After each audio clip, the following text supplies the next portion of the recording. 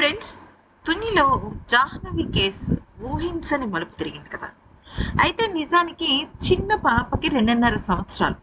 ఆ పాప ఎప్పుడు కూడా వాళ్ళ ఇల్లు దాటి ఒక నిజం చెప్పాలంటే ఒక 20-30 అడుగుల దూరంలో ఒక పెద్ద చెట్టు ఉంటుంది. ఆ చెట్టుకు చక్కగా నీడ చల్లటి గాలి వస్తుంది కాబట్టి ఆ చెట్టు కింద కూర్చుని ఆడుకుంటూ ఉంటుంది. అక్కడ మట్టితో ఇసుకతో అలా ఆడుకుంటూ ఉంటుంది. పక్కనే కుక్క కూడా ఉంటుంది.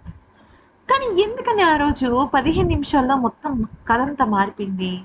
అసలు పాప ఎక్కడికి వెళ్ళింది? ఎంత దూరం వెళ్ళింది? అనేది కనుక చూస్తే నిజంగా విస్తుపోయే నిజాలు బయటపడతాయి. పాపే కాకుండా పాపతో పాటు కుక్క కూడా వెళ్ళటం ఇక్కడ మనకి దాదాపుగా ఈ కేసులో ఇది అడ్వాంటేజా డిసడ్వాంటేజా అంటే ఇప్పటి వరకు డిసడ్వాంటేజ్ అనే చెప్పాలి. ఎందుకనంటే కుక్క కారణంగా కొద్దిగా జాప్యం కూడా జరిగింది ఈ కేసులో. అంటే మరి అధికారులు వెతకటం లేదా, పోలీసులు వెతకటం లేదా అంటే వాళ్ళ శక్తికి మించి వెతుకుతున్నారు. కాకపోతే కొన్ని కొన్ని సందర్భాలలో మనం చాలా మంచి క్లూగా పనిచేస్తుంది ఇది అనుకునేది కాస్త కొన్ని సార్లు అటు ఇటుగా మారిపోవచ్చు. అయితే ఇక్కడ మీరు చూస్తున్నారు కదా, ఇది పాప వాళ్ళ ఫామ్ హౌస్. ఓకే, ఇది పామ్ ఆయిల్ చెట్లు, పామ్ చెట్ల మధ్యలో ఉందన్నమాట. ఈ కుడివైపు మీరు చెట్టు చూస్తున్నారు కదా, ఈ చెట్టు కిందే పాప ఆడుకుంటుంది.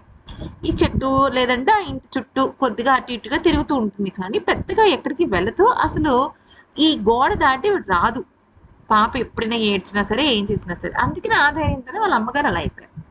అయితే అలాంటి పాప ఇక్కడ నేను మీకు ఒక యారో మార్క్ పెట్టాను చూడండి, అక్కడ దాకా వెళ్ళిపోయింది. అదేంటి, అసలు ఏం జరుగుతోంది విషయం, అసలు ఇదేంటి ప్రాంతం అనేది కనుక చూస్తే ఇక్కడ మీరు గమనించినట్టయితే ఇక్కడ ఈ యారో మార్క్ ఉన్నది కొండ వాగు అంటారు దీన్ని. ఓకే, అంటే ఇక్కడ ఈ కొండ ఎక్కిన తర్వాత మళ్ళీ కొండ దిగితే మళ్ళీ ఇంతే పెద్ద అడవి ప్రాంతం వస్తుంది. చాలా పెద్ద అడవి ఇది. అయితే యువతల మనకు పాము చెట్లు కనబడుతున్నాయి కదా, దాని తర్వాత మళ్ళీ అడవి స్టార్ట్ అవుతుంది. ఈ ఈ పాము చెట్లకి అలాగే అడవికి మధ్య ఒక ఫెన్సింగ్ ఉంది. ఆ ఫెన్సింగ్ దాటి వెళ్ళింది పాప. అయితే పాప వాళ్ళ నాన్నగారు వెళ్తున్నప్పుడు బయలుదేరింది కదా, బయలుదేరిన సమయంలో అది సుమారుగా అక్కడ టైం ఎంత అయిందంటే 11 గంటల 14 నిమిషాలు లేదా 15 నిమిషాలు అయింది.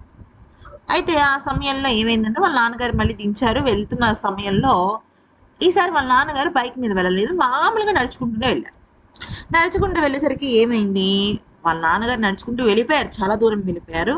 ఈ పాప ఏదో సడన్ గా ఏదో గుర్తొచ్చినట్టుగా నాన్న నాన్న అనుకుంటూ ఏడ్చుకుంటూ వెళ్ళింది. ఇక్కడ మీరు చూసినట్టయితే ఇదంతా కూడా పాము చెట్లే, అంటే పామ చెట్లు అనమాట. అంటే ఇది దాదాపుగా ఈ పాప ఈ చెట్లు చివరి దాకా, అంటే ఫెన్సింగ్ దాకా వెళ్ళాలి అంటే పాప చాలా దూరం వెళ్ళాలి. అంటే దాదాపుగా గమనించినట్టయితే ఇక్కడి నుంచి ఇక్కడికి మనకి దాదాపుగా ఒక కొన్ని కిలోమీటర్లు ఉంటుంది. ఎందుకంటే 40 ఎకరాలంటే దగ్గర దగ్గర కిలోమీటర్కి పైగానే ఉంటుంది. ప్లస్ టైం కూడా మినిమం 20 నిమిషాల నుంచి 25 నిమిషాలు నార్మల్ మనిషికి పడుతుంది. పోనీ పాపకు అసలు కష్టం అది తెలియదు కాబట్టి పోనీ ఓ పావు గంట వేసుకున్నా కూడా, ఆ తర్వాత చాలా పెద్ద పెద్ద కంచెలు ఉన్నాయి, అక్కడ చుట్టూ ఇంకా అడవి ఉంది, పెద్ద పెద్ద అసలు గడ్డి ఆల్మోస్ట్ ఆ పాప భుజం లేదా ఆ పాప మెడ వరకు ఆ గడ్డి పెరిగిపోయింది. అంత గడ్డిలో ఎలా వెళ్ళింది? అయితే ఇదంతా జరిగింది కదా, కరెక్ట్గా ఈ కంచె ఉంది కదా ఫెన్సింగ్కి ఇంకొక 2-3 నిమిషాలు యువతల తాతినేని అనే ఒక అబ్బాయి ఉన్నాడు అనమాట. అయితే తాతబాబు అనే ఒక అబ్బాయి ఉన్నాడు అనమాట. అయితే తాతబాబు అనే అబ్బాయి ఈ అమ్మాయిని చూశాడు. చూసిన తర్వాత అయ్యో పాప ఎందుకు ఏడుస్తున్నావు అమ్మా అని చెప్పేసి తీసుకోవడానికి ప్రయత్నించాడు. కుక్క మాత్రం ఆ అబ్బాయిని కరిచేయంగానే ఏం చేశాడు, ఇమ్మీడియట్గా పరిగెట్టుకుంటూ వాళ్ళ అమ్మా నాన్నలకు చెప్పాడు.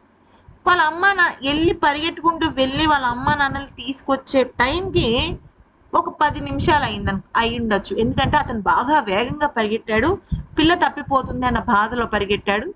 సో ఇదంతా మహా అయితే 15 నిమిషాలు జరిగి ఉంటుంది. అంటే 15 నిమిషాల ముందు వరకు కూడా ఆ పాప అక్కడే ఉంది, ఆ ఫెన్సింగ్కి యువతలే ఉంది. తర్వాత పాప మాయం, కుక్క మాయం, అందరూ మాయం. అక్కడ అసలు నలుసు అనేవాడు లేడు.